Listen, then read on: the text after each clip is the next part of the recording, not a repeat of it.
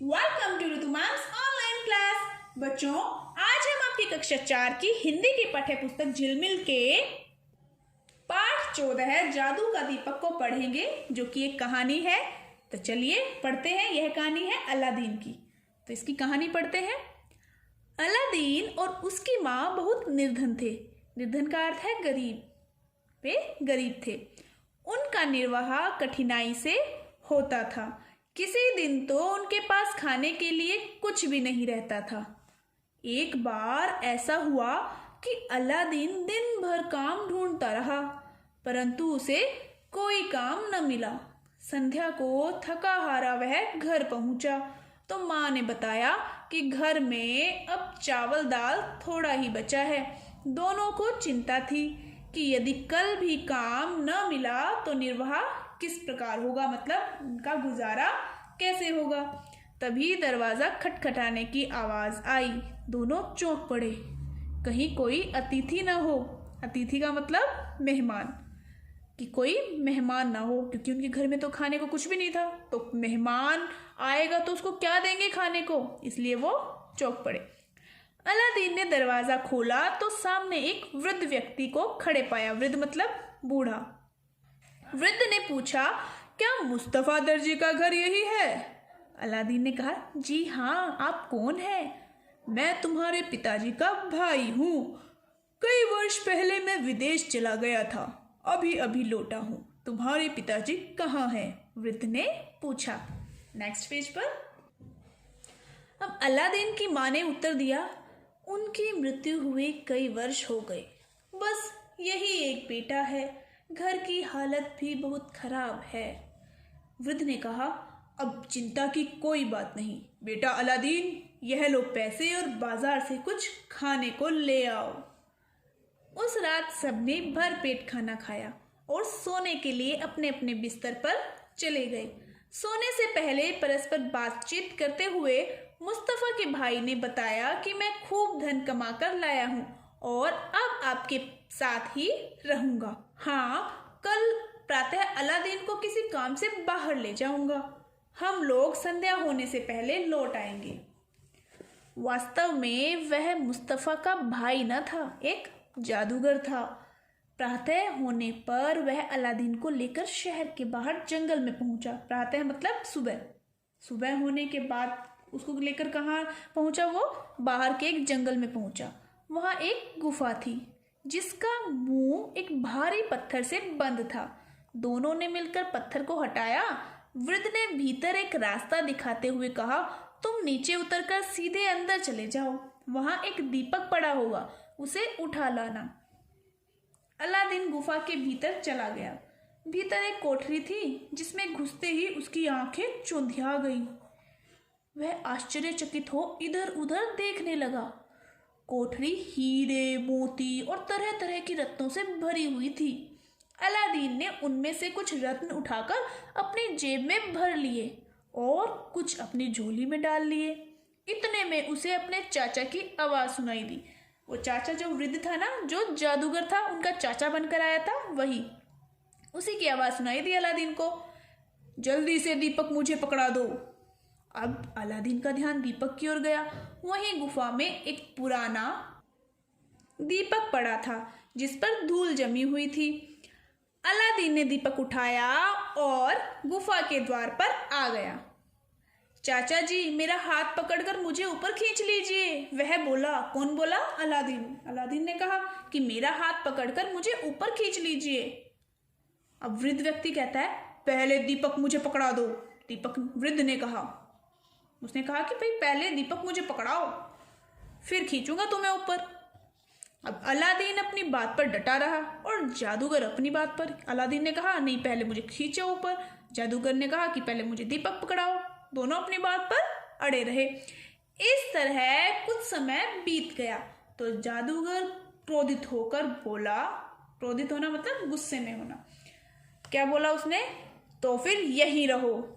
उसको वहीं छोड़ दिया। और क्या किया उसने गुफा के मुंह पर भारी पत्थर रख दिया और स्वयं वहां से चला गया। और गुफा का मुंह मतलब उसने बंद कर दिया। अब अलादीन निकले तो कैसे निकले? अलादीन बहुत चिल्लाया, परंतु किसी ने उसकी आवाज न सुनी। थक कर वह जमीन पर बैठ गया। उसके हाथ में दीपक था। किसी तरह रगड़ लग गई, उस दीपक पर रगड़ लग गई। ठीक है, अब हुआ क्या?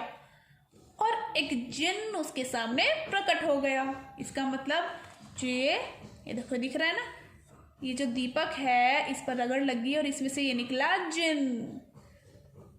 अलादीन भय से कांपने लगा। भय मतलब डर, डर से कांपने लगा। ऊंची आवाज में जिन्न बोला, बोलिए मालिक, क्या आज्ञा है? अलादीन ने कांपते हुए स्वर में कहा, तुम कौन हो? इस तरह से कहा उसने, डरते हुए बिल्कुल। फिर जिन्न ने उत्तर दिया, मैं इस दीपक का सेवक हूँ। जिसके पास यह दीपक रहता है वही मेरा स्वामी होता है, मतलब मालिक होता है। अब अलादीन की जान में जान आई। वह बोला, मुझे मेरे घर पहुंचा दो। जिन्न ने पलक झपकते ही अलादीन को उसके घर पहुंचा दिया। अलादीन ने जिन्न से कहकर एक बहुत बड़ा महल बनवाया और अपनी माँ के साथ उसमें सुख से रहने लगा। नेक्स्ट पेज पर, पेज नंबर 89। अब आगे की स्टोरी पढ़ते हैं। एक दिन अलादीन ने वहां के बादशाह की बेटी को देखा। उसके मन में शहजादी से विवाह करने की इच्छा हुई। उसने कई बहुमूल्य रत्न देकर अपनी माँ को बादशाह के पास भेजा। बादशाह ने जब अलादीन की अपार धन दौलत के बारे में सुना तो अपनी बेटी का विवाह उसके साथ कर दिया। पति पत्नी सुख से रहने लगे। एक दिन अलादीन किसी काम से बाहर गया। उसके जाते ही गली में आवाज सुनाई दी। क्या सुनाई पड़ी? आवाज सुनाई पड़ी, पुराने दीपकों के बदले नए दीपक ले लो। अलादीन की पत्नी ने सुना तो अलमारी में पड़े पुराने दीपक का ध्यान आया। उसने आवाज देने वाले आदमी को बुलाकर पुराना दीपक दिखाया और पूछा, क्या इसके बदले कोई दीपक दे सकते हो? वृद्ध ने तुरंत कहा, हाँ, इनमें से कोई सा दीपक चुन लो। शहजादी ने एक चमकता हुआ सुंदर दीपक चुना और पुराने दीपक के बदले ले लिया। वह जैसे ही पीछे मुड़ी कि सारा महल हिलने लगा और पलक झपकते ही शहजादी समेत उड़ गया। अलादीन वापस आया तो शहजादी और महल को न पाकर व्याकुल हो गया। इधर उधर पूछने पर मालूम हुआ कि कोई दीपक बेचने वाला आया था। वह तुरंत सब कुछ समझ गया। क्या समझा? कि वो जो दीपक बेचने वाला था, इसका मतलब वो वही जादूगर था जिसने गया। इधर उधर पूछने पर मालूम हुआ कि कोई दीपक बेचने वाला आया था। वह तुरंत सब कुछ समझ गया। क्या समझा? कि जो दीपक बेचने वाला था वो वही जादूगर था जो अलादीन के पिताजी का भाई बनकर आया था। अब अलादीन बहुत दिनों तक उनकी खोज में रहा। अंत में उसने बूढ़े जादूगर और शहजादी का पता लगा लिया। एक रात वह भेष बदलकर महल में घुस गया। जब महल के सभी लोग सो गए तो वह शहजादी के कमरे तक पहुंचा और धीरे धीरे दरवाजा खटखटाने लगा। शहजादी के पूछने पर उसने धीमे से अपना नाम बताया। शहजादी उसे देखकर बहुत प्रसन्न हुई। उसने बताया कि बूढ़ा बहुत बीमार है पर एक क्षण के लिए भी दीपक को नहीं छोड़ता, दीपक को अपने पास रखता है वो। अब अलादीन ने शहजादी से कहा, जैसे ही उसे नींद आ जाए मुझे बुला लेना, मैं पास ही छिपा रहूंगा। अब शहजादी दूसरे दिन से वृद्ध को अपने हाथ से दवा पिलाती और भोजन कराती, परंतु बूढ़ा इतना चालाक था कि दीपक को हमेशा अपने सिरहाने रखता था। सिरहाने मतलब सिर के पास। जरा सा भी खटका होता तो वह चौंक कर उठ बैठता और दीपक को टटोलने लगता। अब एक दिन शहजादी ने उसे सोते देखा। उसने झट से दीपक निकालकर अलादीन को पकड़ा दिया। अलादीन ने शीघ्रता से मतलब जल्दी से दीपक को रगड़ा और जिन के प्रकट होने पर उससे कहा, शहजादी समेत मुझे मेरे देश ले चलो। अब क्या था, जिनको तो उसकी बात माननी थी। अब तो वही जिनका स्वामी था, मतलब मालिक था। जिन उन्हें लेकर चल पड़ा। बूढ़ा जादूगर पकड़ो पकड़ो चिल्लाता हुआ वहीं पर गिर पड़ा। उधर शहजादी के पिता की भी मृत्यु हो चुकी थी। उस देश का राज भी अलादीन को मिल गया। अब अलादीन और शहजादी प्रसन्नतापूर्वक अपना जीवन व्यतीत करने लगे। ये है अलादीन और ये उसकी शहजादी। ये हुई कहानी खत्म। कैसी थी कहानी? अच्छी थी ना? तो इसे अच्छे से पढ़ लेना आप, ठीक है?